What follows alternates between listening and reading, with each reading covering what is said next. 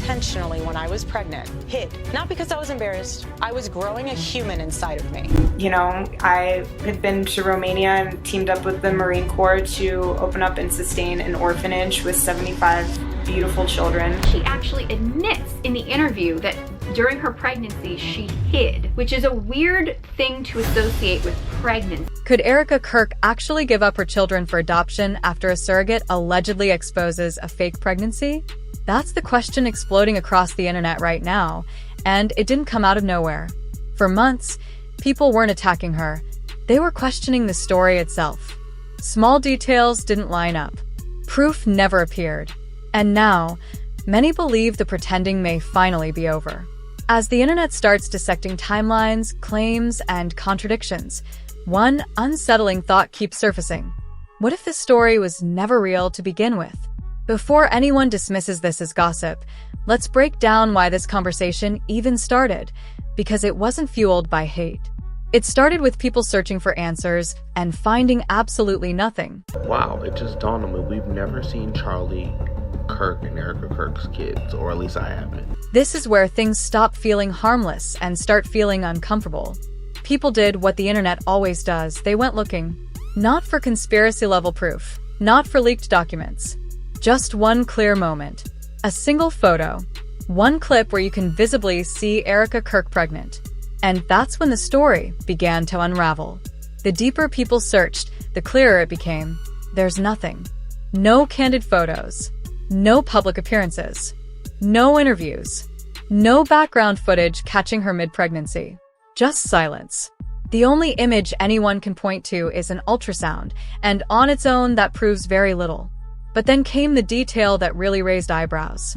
By the time that ultrasound appeared, Erika was already married to Charlie. He was firmly in the picture. Yet the name on the ultrasound isn't Erika Kirk. And that's when people stopped asking if something was off and started asking what exactly was happening. Okay, so Erika Kirk posted a video, and in it she has a photo of her ultrasound. She's kind of showing her pregnancy, and something that stood out to me was in the top corner, it listed her as Erika Franzve and not Erika Kirk. Now, maybe there's a simple explanation for that. Maybe there isn't. But when people are already questioning the timeline, details like this only add fuel to the fire. What really made everyone stop and think, though, was something Erika said herself. She claimed she intentionally disappeared during her pregnancy, that it was sacred time. She wanted privacy, to stay out of the spotlight, eat burgers in peace, and experience it quietly. And sure, that happens. Plenty of people do that. But here's where the irony hits hard. After Charlie was gone, that privacy vanished overnight. She wasn't hiding anymore. She was everywhere: interviews, podcasts, panels, public appearances, nonstop. And that's when people started asking the uncomfortable question: how do you disappear during a pregnancy, but step fully into the spotlight the moment after tragedy strikes? I intentionally, when I was pregnant, hid. Not because I was embarrassed. I was growing a human inside of me. I want to enjoy eating my In-N-Out burger and my hot fudge sundae. That's what I want to do. I'm pregnant. And this is exactly why her explanation isn't landing the way she thinks it should. Once people stopped accepting that I was just private reasoning, the surrogate theory resurfaced, not in a messy or malicious way, but in a "this suddenly explains a lot" way. To be clear, surrogacy itself isn't the issue. No one cares if someone uses a surrogate. That's not the controversy. What's making people uncomfortable is the idea of pretending to be pregnant when you weren't. Once that possibility came back into focus, the internet did what it always does: it rechecked everything. And that's when another strange detail stood out. No one has ever seen the children's faces. Every photo is blurred, turned away, covered, hidden. So when people tried to compare images, they were left judging things like size, hair, and overall development. Then a side-by-side photo went viral and made things worse.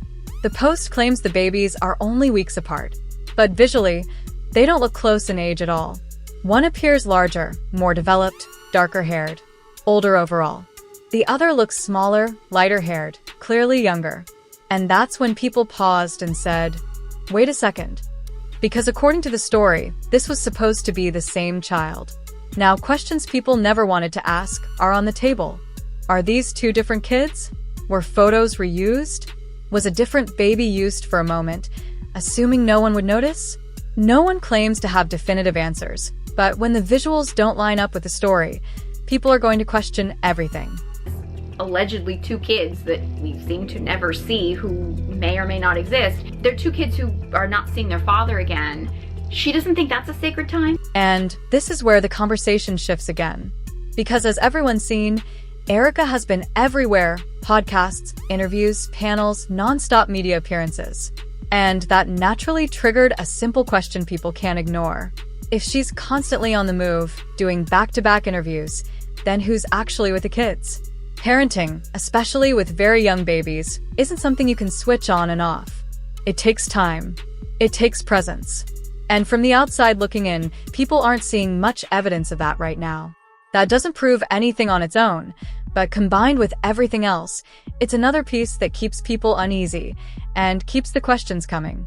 Father, when you become a mother, how are you raising your kids? Are you taking responsibility, or are you giving them a device and saying, go down that rabbit hole? And this is where things get even more confusing. The public doesn't actually know what the kids look like. Their faces have never been shown, which means realistically, if custody had changed hands, no one on the outside would even know. And yes, this is where the speculation starts to feel uncomfortable. Another theory began circulating online, this one involving Romania. People started asking whether one or both of the children could have come from there through adoption.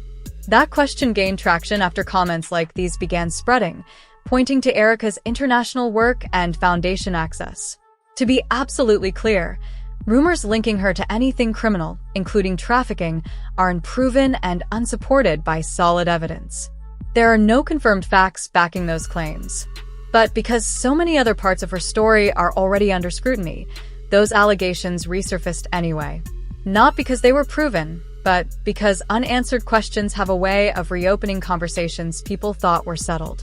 You know, I had been to Romania and teamed up with the Marine Corps to open up and sustain an orphanage with 75 beautiful children. And then there's another question people keep circling back to. Does anyone even know the kids' names? That's what's throwing people off.